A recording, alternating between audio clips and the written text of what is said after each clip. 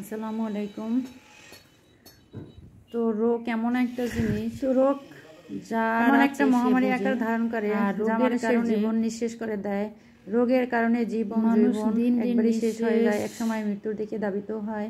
মানুষের আশা আকাঙ্ক্ষাগুলো একবারই একটা সময় সমাপ্তি ঘটে। তো আমরা ডাক্তার দেখাতে আসছি বরিশাল। তো ডাক্তার দেখানোর পরে আমাদের একটা থাকার জন্য স্থান লাগবে, সেটার জন্য আমরা হোটেল বুকিং দিছি। তো হোটেলের মোটামুটি ডেকোরেশনগুলো মোটামুটি ভালো ছিল বলতে গেলে। এটা আমরা এর আগে আর একটা হোটেলে ছিলাম, সেটা খুবই একটাই শুধু বেড ছিল, অল্প পরিমাণ জায়গা ছিল। আর এই হোটেলটার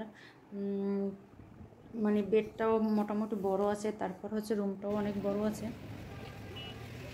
তো এই যে দেখেন, ওই সময় বৃষ্টি ছিল, ছাতা টোতা নিয়ে বের হইতে হয়েছিল। আর এই যে দেখেন হসপিটালটা একটু সামনে থেকে দেখাইতেছি। পরবর্তীতে যদি কারো উপকার হয় তাহলে সেক্ষেত্রে আপনারা এই লোকেশন নিয়ে তারপরে হসপিটালে আপনারা ডাক্তার দেখাতে আসতে পারবেন। আর এটা আমরা হোটেলে যে ওঠার সময় যে আমরা একটু ভিডিও নিয়েছিলাম এখান থেকে। তো ভিডিও নেওয়ার কারণ হোটেলটার নামও বলে দিচ্ছি, হোটেল সিটি প্যালেস আবাসিক হোটেল। হোটেলটা মোটামুটি ভালো আছে, রিজনেবল আছে দামের ক্ষেত্রে। তো উনি আমার হাজব্যান্ড আগে মালামাল নিয়ে রেখেছে। তো আমি দেখেন রাত্র প্রায় 11টা বাজে, তারপর দুজনে আবার রেস্টুরেন্টে খেতে আসছি। তো আসলে পেটে তো আর খিদা মানে না, পেটকে তো খাবার দিতেই হবে। তাই একটা রেস্টুরেন্টে আছি, হাজি বিরিয়ানি। তো রেস্টুরেন্টটা খুবই ভালো মানের মোটামুটি আর কি। তো এইখানে আপনার যা খাবেন সেটা আপনার লিস্টে লেখা আছে, তারপরে কত টাকা দিতে হবে সেটাও লেখা আছে। তো খাবার শেষে আমরা আবার দুজনে বোরহানি খেলাম, একটু মনের তৃপ্তি মেটানোর জন্য। আর যেহেতু ডাক্তারও দেখাইছি, মনটাও খারাপ ছিল আর কি।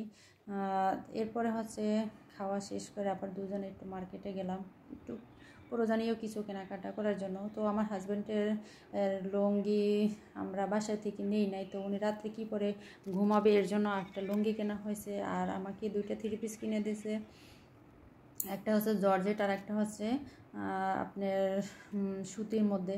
তো দোনোটাই দাম মোটামুটি ভালোই ছিল আর কি। আর উনি নিজের জন্য একটা গেঞ্জি কিনছে।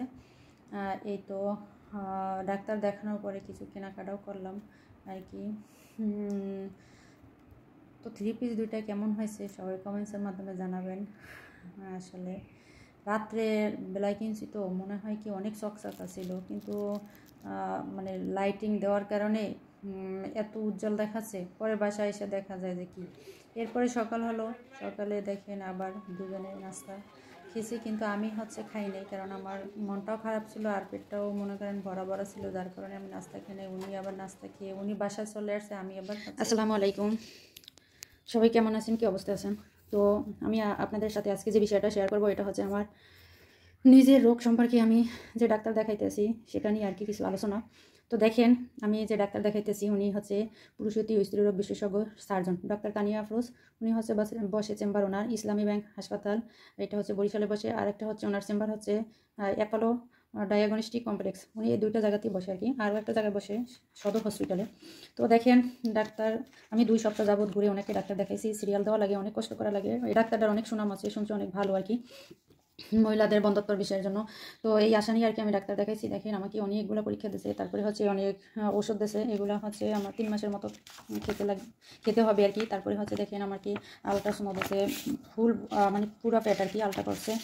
তারপর আমার এখানে যে সমস্যা, এই যে দেখেন কলম দিয়ে লাল কালি দিয়ে আন্ডারলাইন করা লেফট ওভারিয়ান সিস্ট আর কি। আমার এটার পয়েন্টও 3:2, তারপর 3:5। এই বর্তমান অবস্থা। আগের ছিল 1 পয়েন্ট, কিন্তু এখন অনেকটা বেড়ে গেছে আর কি আমার সিস্ট। তারপর দেখেন আমার এই টেস্টারে বলে এন্টি মিলুরিয়ান হরমোন, মানে সংক্ষেপে বলে AMH। মানে আমার এটার পরিমাণ খুবই কম, দেখেন 0.2। মানে আমার এক কথায় বলে নর্মালি আর কি বাচ্চা হওয়ার নাকি সম্ভাবনা নাই। তারপরে দেখেন এটা TSH, এটার পরিমাণ আছে 4.26। তারপরে হচ্ছে আরেকটা পরীক্ষা দিয়েছে গ্লুকোজ র্যান্ডম, মানে এটা হচ্ছে আমার রক্তের ডায়াবেটিস আছে কিনা, এটা মোটামুটি ভালো আছে। তারপরে হচ্ছে দেখেন আরেকটা, এটাকে বলে এসবি হিমোগ্লোবিন, মানে একটা মানুষের থাকা উচিত প্রায় 13-র মতো, কিন্তু আমার আছে 9:7, এটা মানে কম আছে আর কি। তারপরে হচ্ছে এইটা দেখেন কী দিয়েছে, ডায়াগনস্টিক রিপোর্ট, এটা আমি সঠিক বলতে পারবো না এটা কি আর কি। তারপরে আর একটা আছে এই যে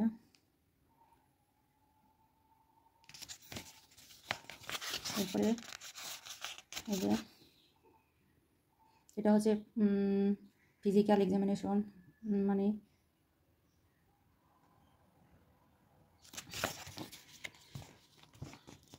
প্রস্রাবের পরীক্ষা আর কি এটা। তারপরে হচ্ছে ইসিজি দিয়েছে, ইসিজি রিপোর্ট মোটামুটি জানি না ভালো আছে কিনা। তারপরে হচ্ছে আমার স্বামীর একটা পরীক্ষা দিয়েছে সিমেন্স অ্যানালাইসিস। তো মোট এই কয়েকটা পরীক্ষা আর কি।